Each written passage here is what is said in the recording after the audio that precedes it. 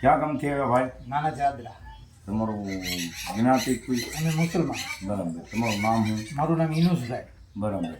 હું તમને તકલીફ હતી? તકલીફ મને કાંઈ નહોતી, મારા બાપાને મજા નહોતી અને ટાઈટ બહુ સડી હતી. મેં એમ કીધું કે હાલો દવાખાને જઈ. તે થોડાક મગજના તેજ છે અને તોરી છે. એને એમ કીધું મારે દવાખાને નથી જવું. પછી મેં આ તમારો વિડીયો જોયો બેનપણનો શક્તિધામનો, અને મેં માતાજીને ખાલી માનતા માની કે મારા બાપુને સારું થઈ જાય એટલે અડધી કલાકમાં સારું થઈ ગયું. એટલે હું આને શ્રીફળ બધા આવ્યો. ખાલી શ્રીફળની માનતા? હા, ખાલી શ્રીફળ. તો તમારા બાપાને હાવ રેડી રેડી કમ્પ્લેટ. તો આમાં તો શું છે કે જે કરે છે એ મારી માતાજી કરે છે, સારું કરે એ મારા માતાજી કરે. તમે મેં કાલે ભેગા નહીં થયા, કાલે આપણે આંખની ઓળખાણ નહીં, તમે કાંઈ મને ફોન બોન કાંઈ કર્યો નહોતો. તમને મારી માતાજી ઉપર વિશ્વાસ હતો એટલે તમે રેઠું એમ કીધું કે મારે હું ના આવીને શ્રીફળ વધારી નાખી.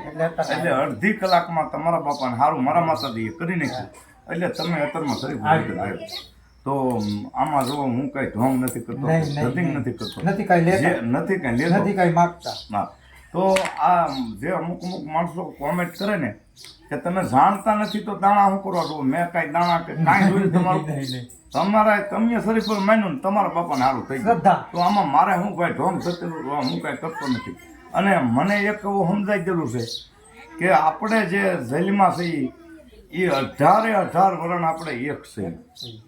પછી આ જે માણસ અજ્ઞાની છે એ હો વાતો કરે, હું એ નથી માનતો દાદા. મને તો એક જ ખબર પડે કે હું 18 વર્ષની અરે એક હરખો રહું છું, એક હરખું કામ મુસલમાન છું. સાંભળજો, અંતરના ઊંડાણની કોક વેધુને કહેવાય, શીતની વાત સોરે નો સરસાય શંકરા. આપણે તમે જુઓ માતાજી માથે તમને શ્રદ્ધા હતી કે રેઠે સારું છું એટલે આને મનાય.